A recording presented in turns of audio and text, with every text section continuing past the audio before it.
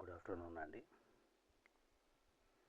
ఈరోజు మనం Telangana DSC 2024 SGT maths question పేపర్ని మనం సాల్వ్ చేస్తున్నాం. ఈ వీడియోలో ఒక క్వశ్చన్ని మనం చూద్దాం. Arrange the areas of the following polynomial in ascending order. క్రింది బహుభుజుల వైశాల్యాలను ఆరోహణ క్రమంలో వ్రాయండి. అంటే ఇక్కడ ఉన్న పాలిగన్స్ బహుభుజులు ఇచ్చాడు, అవి ఏమి ఇచ్చాడో కింద చూద్దాం. బహుభుజుల యొక్క ఏరియాస్ని అసెండింగ్ ఆర్డర్ ఆరోహణ క్రమంలో స్మాల్ టు బిగ్ చిన్న నుంచి పెద్ద రాయమన్నాడు. ఇక్కడ ఇచ్చిన పాలిగన్స్ ఏవేవి అనేటివి ఒకసారి మనం చూద్దాం. ఫస్ట్ ఏ పాలిగన్ ఉందో చూద్దాం. పాలిగన్ వచ్చేసి స్క్వేర్. క్వశ్చన్ చూస్తే a square with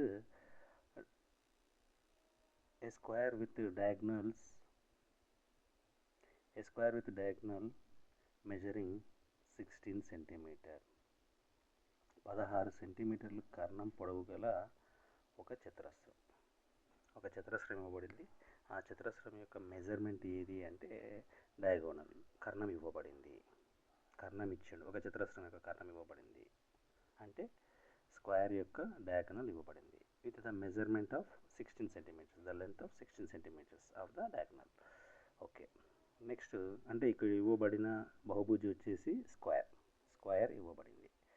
next second one చూద్దాం. సెకండ్ ఆప్షన్లో an equilateral triangle with side measuring 8 centimetres. an equilateral triangle ఇవ్వబడింది, అది కూడా ఎటువంటిది ఈక్వలేటరల్ ట్రయాంగిల్ ఇచ్చాడు మనకు. అంటే ఒక సమబాహు త్రిభుజం ఇచ్చిండు, దాని యొక్క భుజం 8 సెంటీమీటర్స్, 8 సెంటీమీటర్లు అని చెప్పిండు. ఓకే, 8 సెంటీమీటర్ల భుజం ఉన్న సమబాహు త్రిభుజం ఉంది. నెక్స్ట్ మూడవ బహుభుజి ఏదంటే ట్రెపీజియం ఇవ్వబడింది, అంటే సమలంబ చతుర్భుజం. Trapezium with parallel sides measuring, parallel sides యొక్క మెజర్మెంట్స్ ఒకటేమో 7 centimetres, another one is 12 centimetres, and distance between the parallel sides is 8 centimetres. అంటే మనకు ప్యారలోగ్రామ్ సమలంబ చతుర్భుజం ఇచ్చినప్పుడు 2 సమాంతర భుజాలు ఇవ్వాలి, అదేవిధంగా వాటి మధ్య దూరం కూడా ఇవ్వాలి. మనకి ఇవ్వడం జరిగింది 7 సెంటీమీటర్స్, 12 సెంటీమీటర్స్, 8 సెంటీమీటర్స్. ఇక్కడ మనకు మూడు రకాల బహుభుజులు ఇవ్వబడ్డాయి, పాలిగన్స్ ఇవ్వబడ్డాయి. కాబట్టి మనం వీటిని ఉపయోగించి ఈ మూడింటి మీద క్వశ్చన్ అడిగాడు. ఏమడిగిందంటే చూస్ ద కరెక్ట్ ఆన్సర్. ఆరోహణ క్రమంలో అమర్చాలి అసెండింగ్ ఆర్డర్లో, అంటే ఒక్కొక్క పాలిగన్ యొక్క ఏరియా కనుక్కొని వాటి ఆన్సర్స్ ఫైండ్ అవుట్ చేసి వాటిని ascending order small to big చిన్న నుంచి పెద్దకు అమర్చాలి. Okay, a square with diagonal measuring 16 centimetres. First మనం ఒక స్క్వేర్ తీసుకుందాం, ఆ స్క్వేర్ యొక్క ఏరియాని ఫైండ్ అవుట్ చేద్దాం. బట్ హియర్ ఈ given the diagonal only with the length of 16 centimetres. Okay, now what I'm taking is only square మాత్రమే చూద్దాం, మిగతా వాటిని తీసేద్దాం. ఇక్కడ ఉన్న వాటిని స్క్వేర్ ఒక్కటే చూద్దాం మనం, వాటిని మాత్రమే హైలైట్ చేస్తున్నాను ఇక్కడ. స్క్వేర్కి సంబంధించిన ఒక డయాగ్రామ్ గీద్దాం. స్క్వేర్ డయాగ్రామ్ తీసుకుందాం for the model. It is a model only. ఇది ఒక స్క్వేర్. ఈ స్క్వేర్ యొక్క కర్ణము డయాగోనల్ వచ్చేసి 16 సెంటీమీటర్స్ అని చెప్పడం జరిగింది, 16 సెంటీమీటర్లు. ఒకవేళ కర్ణం ఇవ్వబడితే చతురస్రం యొక్క వైశాల్యం కనుక్కోవడానికి చాలామంది చాలా ఫార్ములాస్ వాడుతుంటారు. వితౌట్ ఫార్ములాస్ వాడదాం మనం. ఇక్కడ ఖచ్చితంగా 90 డిగ్రీస్ ఉంటుంది కాబట్టి ఇది ఒక లంబకోణ త్రిభుజం. లంబకోణ త్రిభుజం ఉంది అంటే మనం ఫస్ట్ వాడాల్సినది అంటే పైథాగరస్ సిద్ధాంతం ప్రకారం side square plus side square is equals to hypotenuse square, కర్ణము స్క్వేర్ ఈజ్ ఈక్వల్స్ టు భుజము స్క్వేర్ ప్లస్ భుజము స్క్వేర్ వాడదాం. ఇక్కడ మనకు భుజాలు తెలియదు కాబట్టి నార్మల్గా భుజము సైడే అనుకుందాము. ఇట్ ఈజ్ భుజము లేదా సైడ్. కాబట్టి భుజము స్క్వేర్ ప్లస్ భుజము స్క్వేర్ ఏ విధంగా చేస్తున్నామంటే ఇక్కడ భుజము స్క్వేర్ ప్లస్ భుజము స్క్వేర్ ఈజ్ ఈక్వల్స్ టు కర్ణము స్క్వేర్. కర్ణము స్క్వేర్, కర్ణం వాల్యూ ఎంత ఉంది 16, 16 స్క్వేర్ ఇది 2 భుజము స్క్వేర్ అవుతుంది. 2 భుజము స్క్వేర్ కాబట్టి 2 భుజము స్క్వేర్ అంటే భుజము స్క్వేర్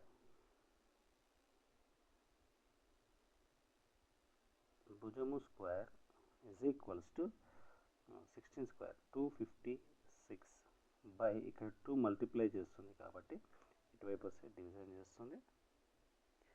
2తో క్యాన్సిల్ చేద్దాం. 2 1 జా 2 ఎక్కం 2, 2 2 4, 2 8 16.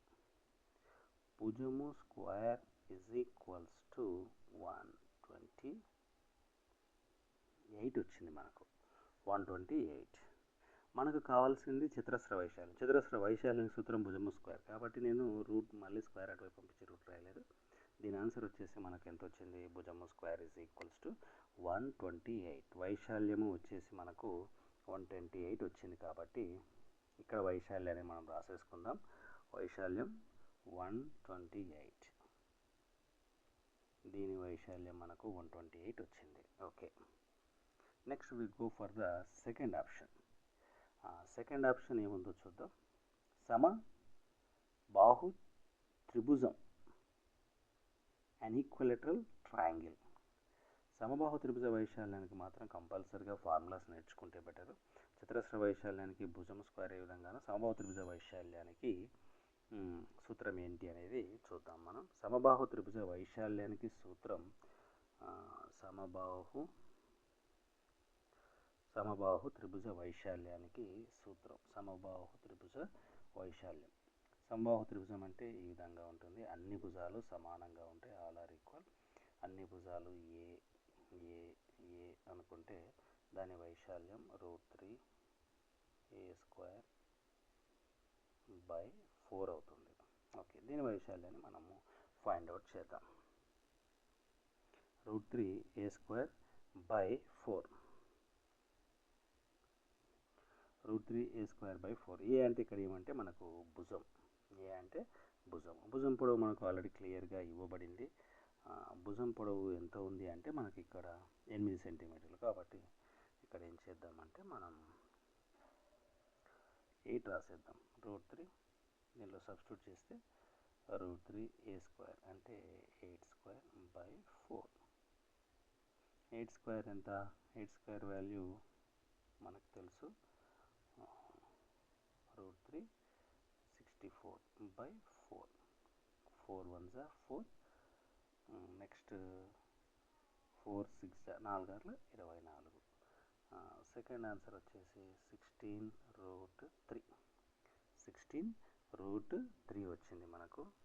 కాబట్టి సమబాహు త్రిభుజ వైశాల్యం ఎంత అంటే మనకు 16√3. అది ఇక్కడ నోట్ చేసుకుందాం మనం. సమబాహు త్రిభుజ వైశాల్యము 16√3. ఓకే, నెక్స్ట్ ట్రెపీజియం యొక్క వైశాల్యాన్ని మనం కనుక్కుందాం. అసలు ట్రెపీజియం ఏ షేప్లో ఉంటుందో ఒకసారి చూద్దాం. ఎదురెదురు భుజాలు మాత్రమే సమానంగా ఉంటాయి. One pair of sides are parallel, then it is called a trapezium. Parallel sides ఉంటాయి, వన్ పెయిర్ మాత్రమే ఉంటాయి. వాటి మధ్య డిస్టెన్స్ ఇవ్వగలిగితే, సైడ్స్ ఇచ్చేసి డిస్టెన్స్ ఇవ్వగలిగితే మనము ఫైండ్ అవుట్ చేయొచ్చు. కాబట్టి ఒక ట్రెపీజియం యొక్క డయాగ్రామ్ చూద్దాం ఇప్పుడు. ట్రెపీజియం యొక్క డయాగ్రామ్ నేను ఒక ట్రెపీజియాన్ని తీసుకున్నాను. ఇది ఒక ట్రెపీజియం. ఈ ట్రెపీజియంలో ప్యారల్ సైడ్స్ వచ్చేసి ఒకటి 7 అన్నాడు, ఇంకొకటి 12 అన్నాడు. It is 12. నెక్స్ట్ వాటి మధ్య దూరం ఇక్కడ నుంచి ఇక్కడికి distance between the parallel sides 8 అన్నాడు. కాబట్టి ఫార్ములా ఏమంటే 1/2 into a plus b into h, a plus b into h. This equals to 1/2 1/2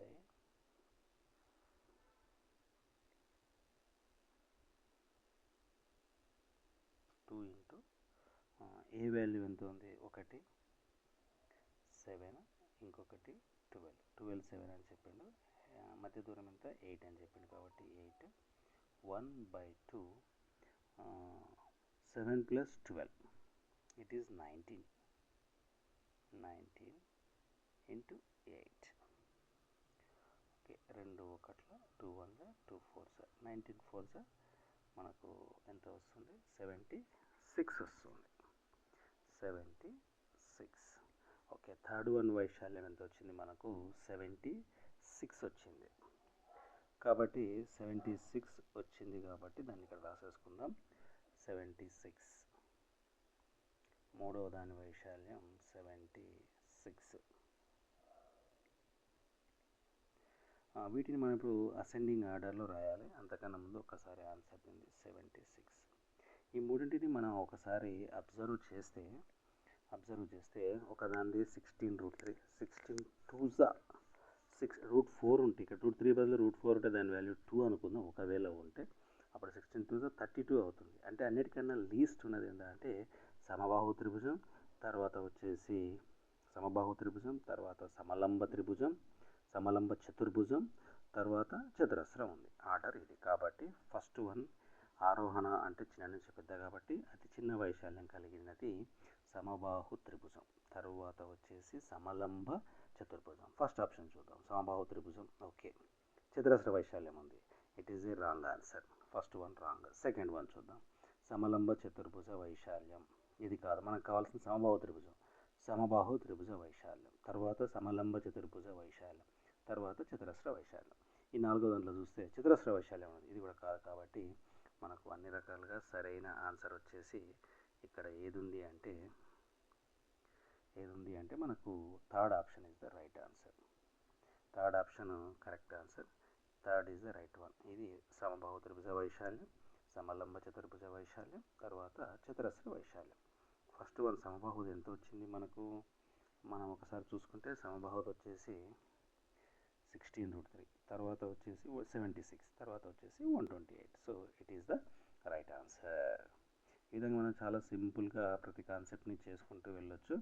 okay, with this we completed the question number 82. Okay, now we go for the next question. Question number 83. ఇక్కడ square root of 0.0000625.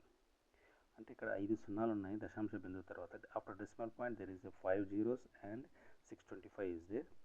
Okay, plus it is A I think cube root of 0.000512. ఈ విధంగా question ఉంది. ఈ రెండు roots వర్గమూలాలు, వర్గమూలం 2 సార్లుగా ఉంది, మరియు ఘనమూలం ఈ రెండింటిని కలిపితే వచ్చే విలువ ఎంత అని అడిగిండు. It is a very simple problematic problem. Just మనం త్రూ నెంబర్స్ చేసేది కాబట్టి చాలా ఈజీగా చేసేయచ్చు. ఒకసారి చూద్దాం దీని సొల్యూషన్ మనం. ఓకే రైట్, ఫస్ట్ది ఇక్కడ మనం దశాంశ బిందువు ఉంది, జీరోస్ ఉన్నాయి కాబట్టి వీటిని ఏం చేద్దామంటే భిన్న రూపంలో రాసుకుందాం. In the form of fractions రాద్దాం. ఇప్పుడు మనకు ఇక్కడ ఏముందంటే 0.000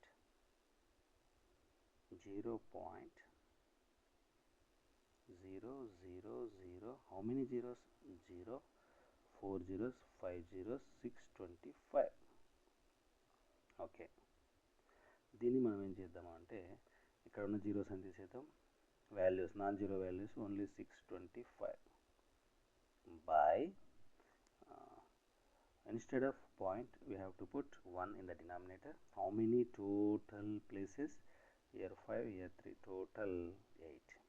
So I am putting 8 zeros. 1 2 3 4 5 6 7 8. Okay. Next what I am doing is, if you put first square root, we am taking this square root. Okay, root 625. First we have to take root 625, that means 25. 625 యొక్క వర్గమూలం 25. వర్గమూలాలు నేర్చుకొని ఉండాలి మనం.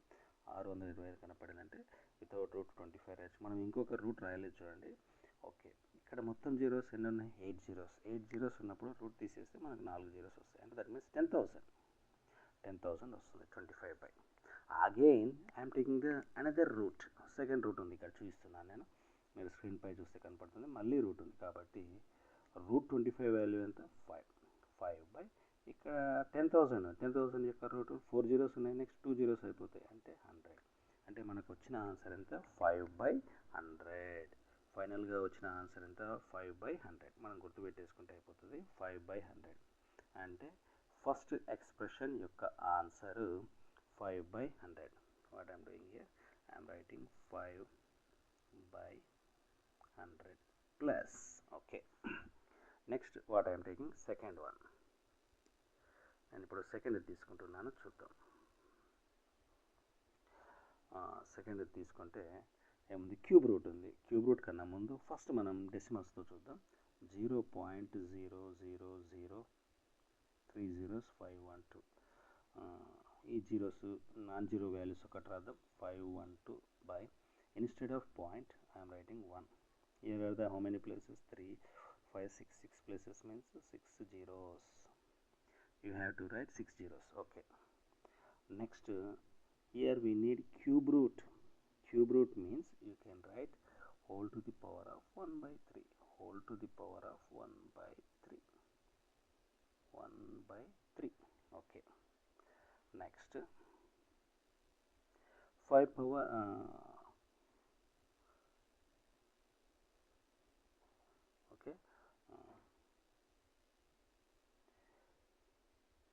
512 512 ఏ సంఖ్య యొక్క ఘాతం 3గా ఉండేటట్లు రాయొచ్చు. 8 cube అనేది మనకు ప్రాక్టీస్ ద్వారా వస్తుంది. 8 క్యూబ్. ఒకవేళ మనకు తెలియలేదు అనుకోండి, 512 you have to divide with 2. 2 2s 4, 2 5s 10, 2 6 like that. 2 ఎక్కం 2 రెంట్ల 2 ఎందులు, అగైన్ 2 ఆర్ల 2 నల్ల 2 ముల్ల 2 రెంట్ల, అగైన్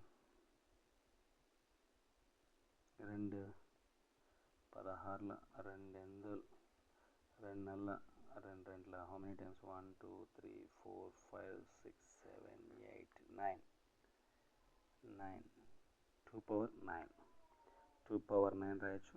2 power 9ని మనం 2 క్యూబ్ హోల్ క్యూబ్ రాస్తే 2 క్యూబ్ కాస్త 8 అవుతుంది. 8 cube. Directly I'm writing 8 cube. 8 cube అవుతుంది కాబట్టి ఆ విధంగా కూడా మనం రాయవచ్చు. ఓకే, సో 512 ఏమైపోయింది మనకు? 512 వచ్చేసి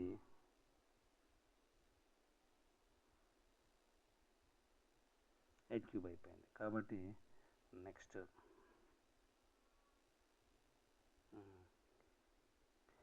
by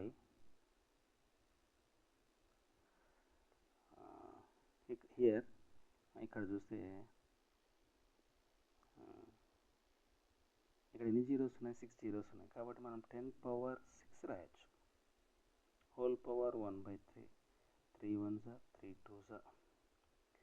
finally we get whole to the power of 1/3. దీనికి మనం 5 12 8 power 3 రాయొచ్చు అన్నాము. పవర్ 1/3 ఉంది. 3 3 క్యాన్సల్, ఇక్కడ cancel. 8 power 1/10 power 2. Finally we got 8/100. ఇది ఆన్సర్ వచ్చేస్తుంది మనకు. సెకండ్ దానికి వాల్యూ ఎంత? సెకండ్ ఎక్స్ప్రెషన్ వాల్యూ వచ్చేసి, సెకండ్ టర్మ్ వాల్యూ వచ్చేసి 8/100 వచ్చింది. 8/100. సో దీన్ని మనం తీసేసుకుందాం. దీని ఆన్సర్ ఒక్కటి మనం నోట్ చేసుకుంటే సరిపోతుంది. 8/100. 8/100.